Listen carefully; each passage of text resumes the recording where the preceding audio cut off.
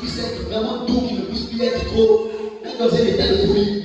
Alors il dit, au lieu que tu ailles dans un asile de fou, quand un médecin psychiatre prenne soin de toi, avant que ton cas ne devienne trop tard, sinon je ne trouve plus une autre solution pour toi. Alors imagine, une femme bien portante, consciente, elle est normale dans son foyer, elle prend soin de son enfant, son mari, seulement à cause de la maladie, elle n'a pas de crise de folie, seulement un problème neuropathique, la douleur atteint un niveau très intense et a maigri.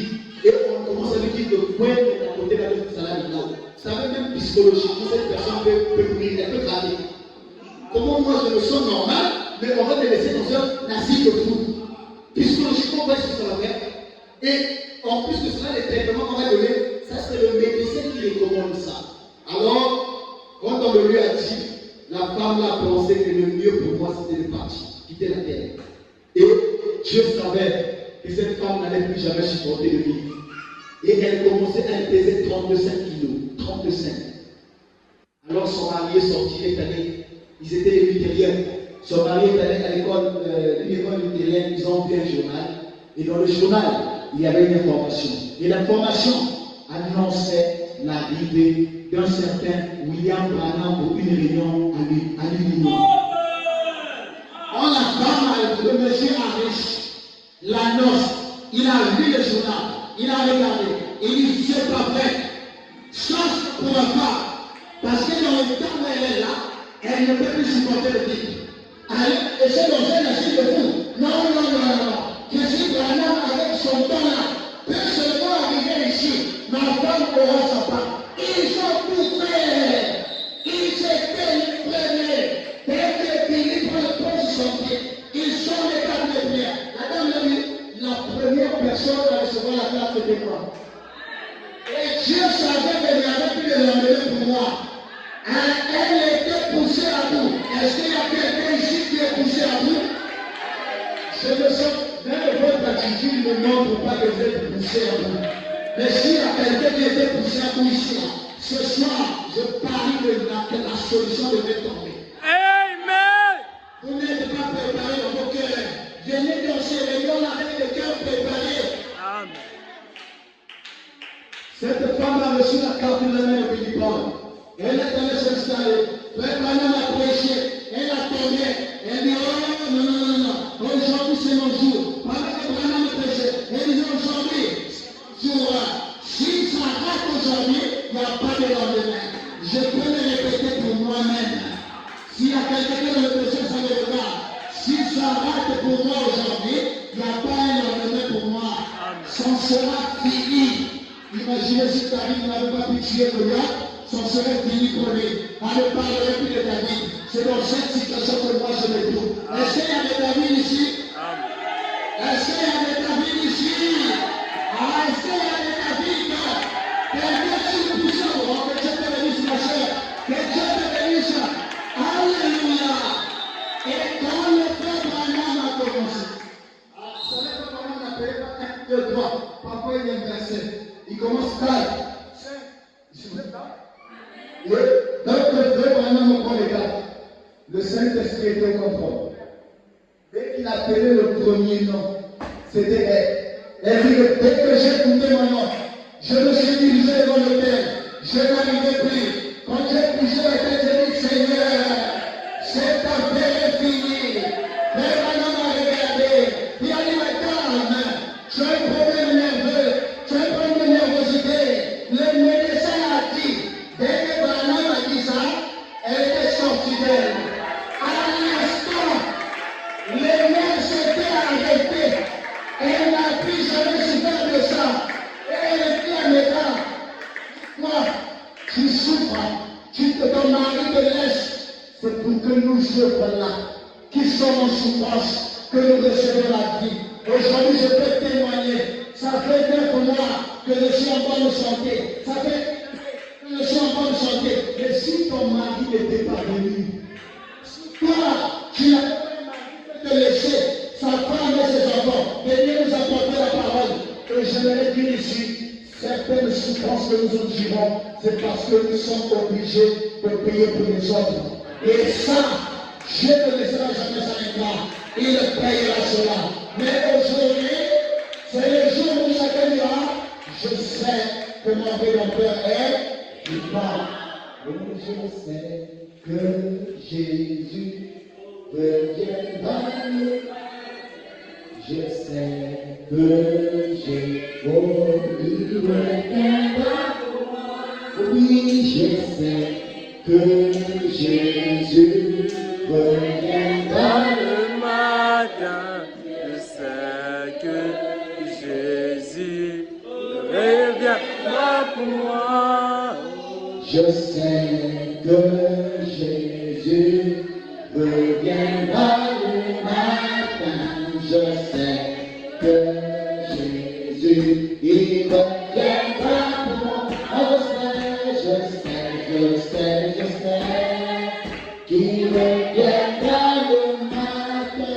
Je sais, oh, qu'il reviendra pour moi. Oui, je sais que Jésus reviendra le matin.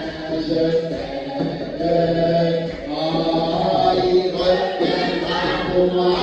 Oh oui, je sais, oh, il reviendra pour moi. Je sais, il reviendra pour moi. Et oui, je sais que Jésus reviendra le matin. Je sais que Jésus reviendra pour moi. Je sais, il reviendra le matin. Je sais, oh, il reviendra. Chantons tous ensemble. Je sais que Jésus reviendra.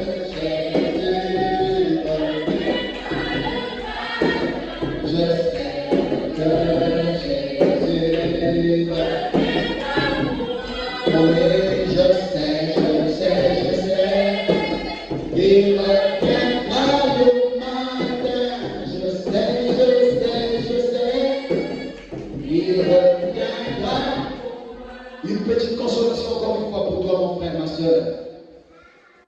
Rappelle-toi que l'amour de Dieu est incommensurable. Il a versé à la fois le calvaire incompris de son sang pour toi. Quel que soit ce que le diable peut faire, l'œuvre de Golgotha ne peut pas être recommencée. On ne peut pas l'annuler. On ne peut pas l'échanger.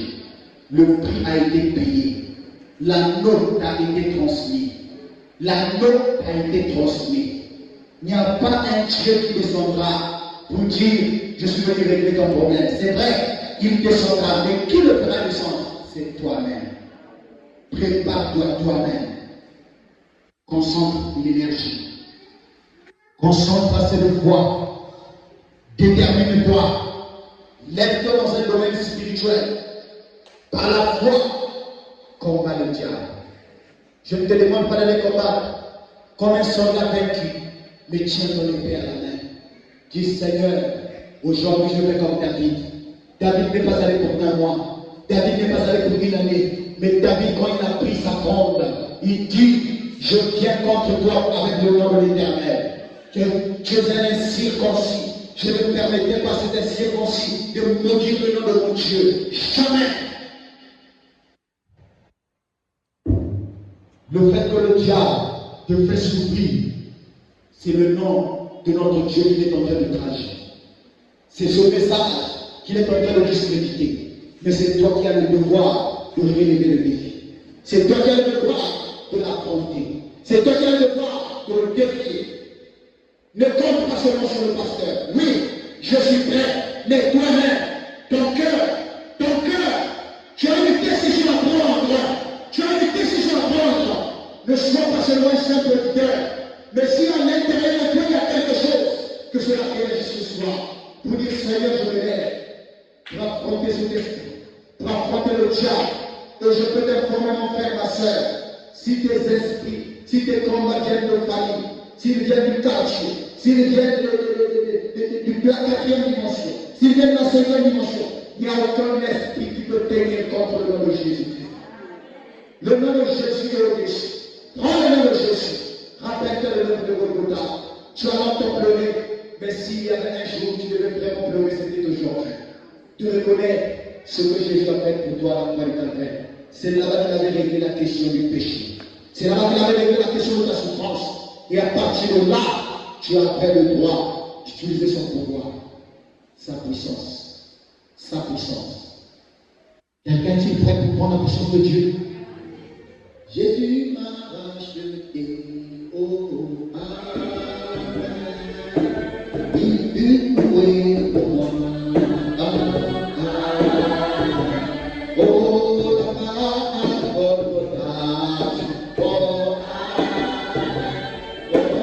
il fut loué pour moi.